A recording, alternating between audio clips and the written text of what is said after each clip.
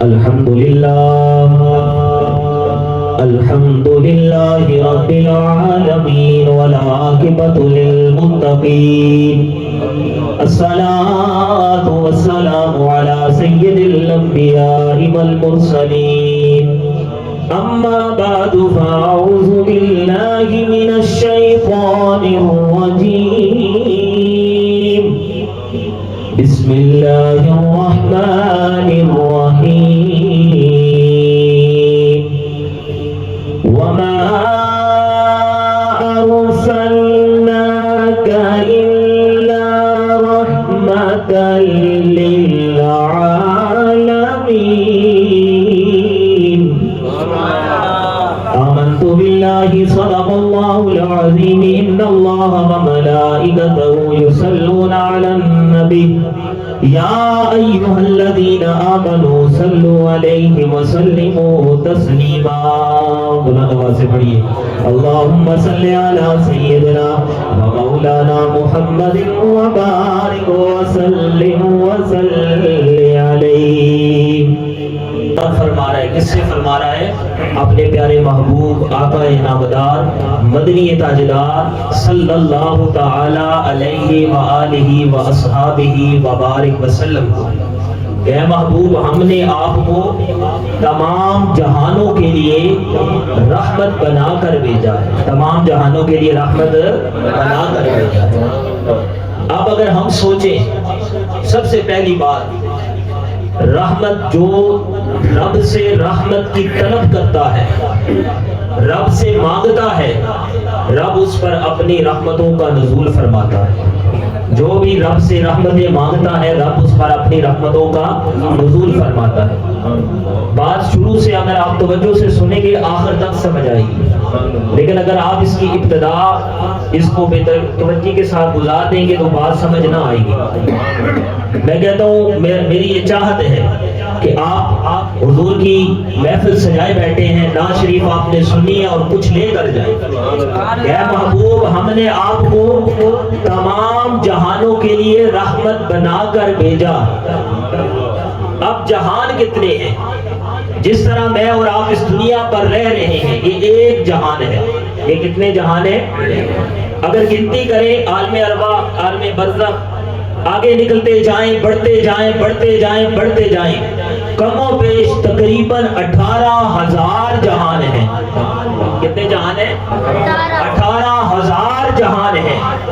تو حضور کو رب تعالیٰ نے زمین والوں کے لیے نہیں، آسمان والوں کے لیے نہیں، بلکہ رب باری تعالیٰ نے اپنے پیارے محبوب کو ایک یا دو یا تین نہیں بلکہ تمام عالمین کے لیے رحمت بنا کر بھیجا ہے۔ تمام عالمین کے لیے رحمت بنا کر بھیجا ہے۔ اور پھر میرے کریم مصطفیٰ کے دیوانوں اپنا مقدر دیکھیں، اپنا نصیبہ دیکھیں کہ رب کائنات نے بہت سی مخلوقات کو پیدا کیا۔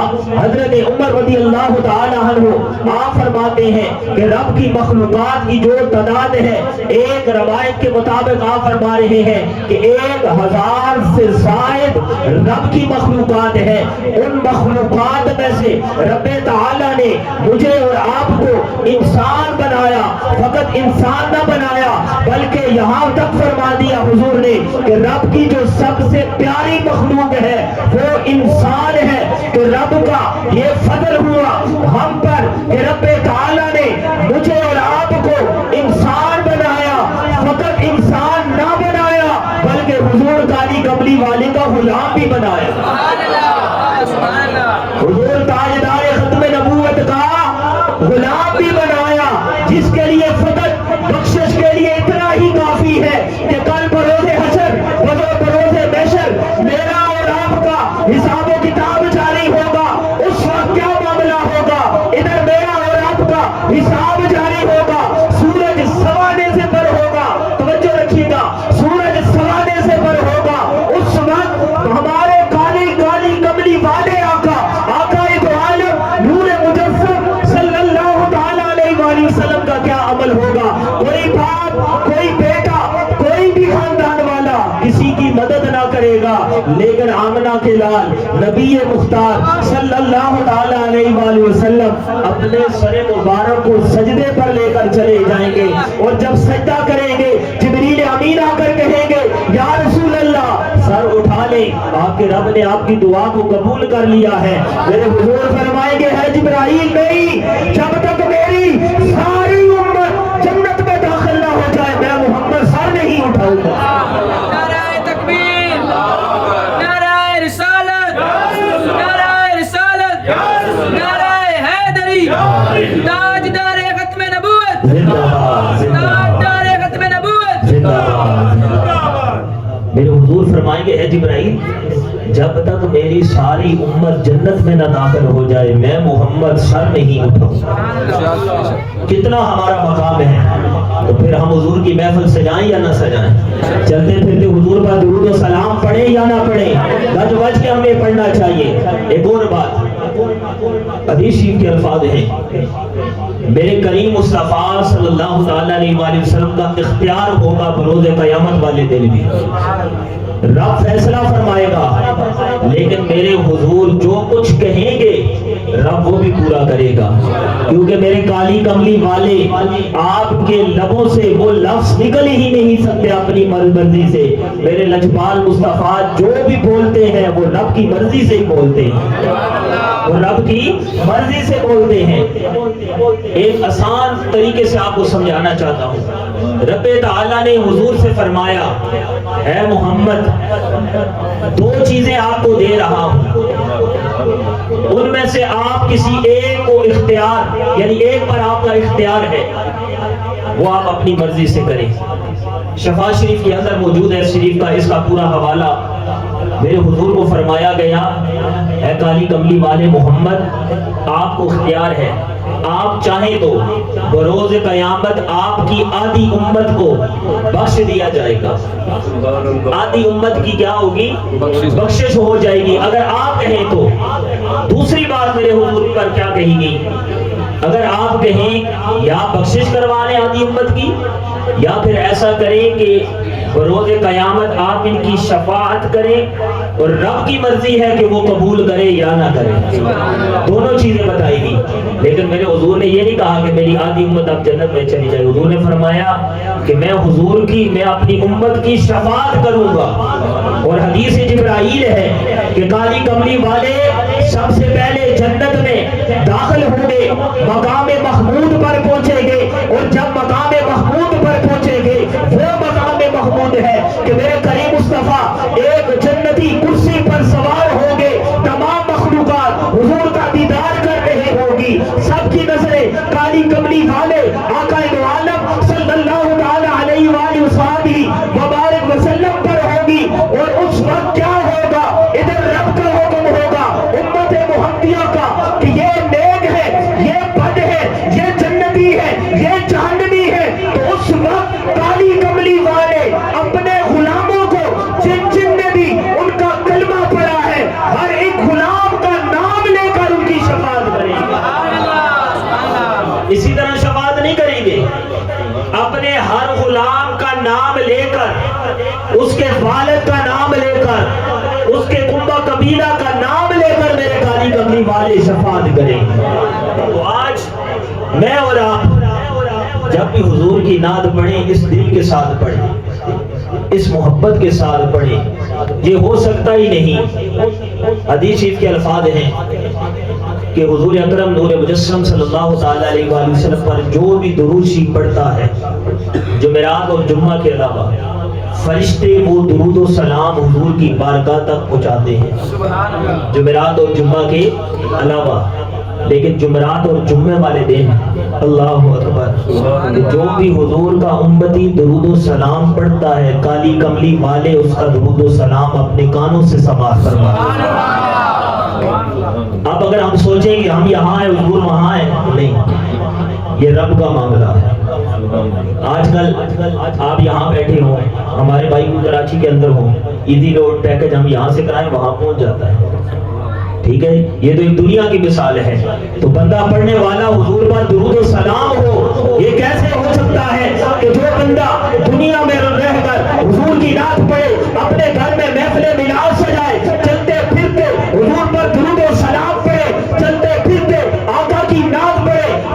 اس کو پتا چل جائے کہ محفل میلاد ہے، اس محفل پر شرکت کرے، یہ ہو سکتا نہیں وہ دنیا پر رہ کر حضور کا نام بلند کرے، میرے کالی کملی والے کل بروز قیامت اس کی بخشش نہ کروائے، یہ ہو سکتا نہیں۔ اور بات یہاں ختم نہ ہوئی، جبریل امین میرے کریم مصطفیٰ صلی اللہ تعالیٰ علیہ وسلم کے پاس آئے، دوزانو ہو کر بیٹھے جس طرح ہم نماز میں تشہد پڑھتے ہیں، گھٹنوں کے برابر میرے کریم مصطفیٰ کے جبریل امین نے اپنے گھٹنے کیے، باتوں باتوں میں میرے لجپال مصطفیٰ صلی اللہ تعالیٰ علیہ وسلم نے دو چیزیں پوچھی، بس یہی میرا سبق ہے، اور اس کے بعد آج کی محفل کا جو مقصد ہے وہ بیان کر کے اجازت چاہوں گا۔ میرے حضور نے پوچھا، اے جبرائیل تیری طاقت کتنی ہے؟ الفاظ پہ غور کیجئے گا، تیری قوت کتنی ہے، تیری طاقت کتنی ہے؟ جبریل امی بولے، یا رسول اللہ میری طاقت اتنی ہے کہ خاک کے جتنے بھی ذرے ہیں، زمین کے اندر ریت کے ذرے ہیں، میں ان کی تعداد ایک لمحے میں کر کے بتا سکتا ہوں۔ یہ اہل خانہ کی نظر ہے جنہوں نے آج اپنے گھر میں محفل سجائی ہے، پچھلے دنوں میں ماشاءاللہ سلیم صاحب نے بھی اپنے گھر میں محفل سجائی ہے، اللہ پاک قبول فرمائے۔ جبریل امی بولے، یا رسول اللہ خاک کے ذروں کی تعداد میں ایک لمحے میں کر کے بتا سکتا ہوں۔ میرے لجپال مصطفیٰ نے فرمایا اس سے بڑھ کر، یا رسول اللہ دنیا میں جتنے درخت ہیں ان درختوں کی تعداد، پھر ان درختوں کے پتوں کی تعداد ایک لمحے میں کر کے بتا سکتا ہوں۔ پھر میرے کریم مصطفیٰ نے فرمایا اس سے بڑھ کر، تو جبریل امی بولے، یا رسول اللہ جب بارش ہوتی ہے، بارش کے جو قطرے گرتے ہیں ان کی تعداد میں ایک لمحے میں کر کے بتا سکتا ہوں۔ تو قربان جاؤ کالی کملی والے پر، آقا دو عالم نور مجسم صلی اللہ تعالی علیہ وآلہ وسلم پر فرمانے لگے، اے جبرائیل کوئی ایسی چیز بھی ہے، کوئی ایسی شے بھی ہے جس کی تو تعداد نہیں کر سکتا؟ تو جبریل امی بولے، یا رسول اللہ مجھے رب تعالیٰ کی عزت کی قسم بارش کے قطروں کی تعداد میں ایک لمحے میں کر کے بتا سکتا ہوں، درختوں کی تعداد ایک لمحے میں کر کے بتا سکتا ہوں، درختوں کے جتنے پتے ہیں ان کی تعداد ایک لمحے میں کر کے بتا سکتا ہوں، خاک کے ذرہ کتنے ہیں ان کی تعداد ایک لمحے میں کر کے بتا سکتا ہوں۔ لیکن یا رسول اللہ جب آپ کا امتی آپ پر درود و سلام پڑھتا ہے رب کی طرف سے جو اس پر رحمتوں کا نزول ہوتا ہے اس کی تعداد میں جبرائیل بھی نہیں کر سکتا۔ وہ جو رب کی طرف سے رحمتوں کا نزول ہوتا ہے ان کی تعداد میں جبرائیل بھی نہیں کر سکتا۔ اب میرے کریم مصطفیٰ کی ولادت کہ یہ خوبصورت ایک محفل ہے، اب میرے کریم مصطفیٰ کو رب تعالیٰ نے کب پیدا کیا؟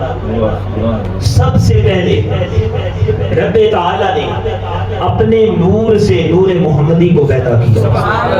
حضرت جابر رضی اللہ تعالیٰ عنہ سے روایت ہے، آپ نے فرمایا، آپ روایت کرتے ہیں کہ حضور اکرم نور مجسم صلی اللہ تعالیٰ علیہ وآلہ وسلم سے پوچھا گیا کہ یا رسول اللہ آپ کی عمر مبارک کتنی ہے؟ آپ سے پوچھا گیا تو آپ نے جبریل امین سے پوچھا کہ اے جبرائیل یہ بتا تیری امت کتنی ہے المختصر؟ کہ جبریل امین بولے، یا رسول اللہ مجھے اپنی عمر کا اندازہ نہیں ہے، توجہ رکھیے گا، مجھے اپنی عمر کا اندازہ نہیں ہے، لیکن ایک تارا جو 70,000 سال بعد سامنے آتا تھا میں نے اس تارے کو 72,000 مرتبہ دیکھا۔ جبریل امین کہہ رہے ہیں کہ میں نے اس تارے کو 72,000 مرتبہ دیکھا ہے۔ یہ حدیث مبارکہ آپ نے پہلے بھی سماعت کی ہوگی، لیکن آپ کی نظر میں کچھ اور بات کہنا چاہتا ہوں کہ یہ تارا میں نے 70,000 سال بعد سامنے آتا تھا، 72,000 مرتبہ دیکھا ہے۔ تو جبریل امین سے میرے کالی کملی والے بولے، اے جبرائیل کیا تو اب اس تارے کو پہچان سکتا ہے اگر وہ تجھے دکھلایا جائے؟ تو جبریل امین بولے، یا رسول اللہ میں نے اس تارے کو 72,000 مرتبہ دیکھا ہے، کیوں نہیں پہچان لوں گا؟ تو میرے کالی کملی والے نے اپنے گورے گورے ہاتھوں سے اپنا امامہ شریف اوپر کیا، وہ تارا میرے لجپال مصطفیٰ کی پیشانی پہ چمک رہا تھا۔ تو جبریل امین بولے، یا رسول اللہ رب تعالیٰ کی عزت کی قسم وہ تارا یہی ہے، تو اس پر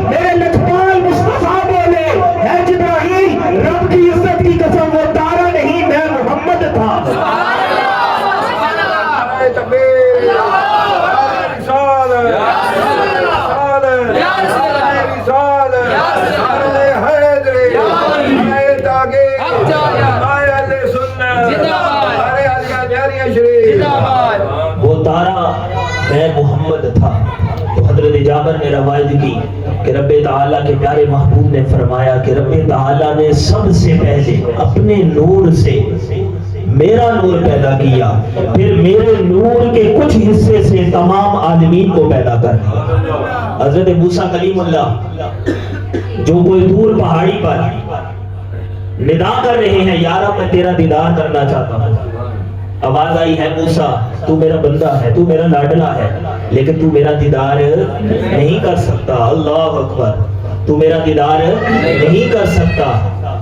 تو جب بار بار کہا، رب تعالیٰ نے اپنی تجلیات میں سے ایک تجلی کا کچھ حصہ، رب تعالیٰ نے اپنی تجلیات میں سے ایک تجلی کا کچھ حصہ کوئی دور پہاڑی پر نازل فرمایا.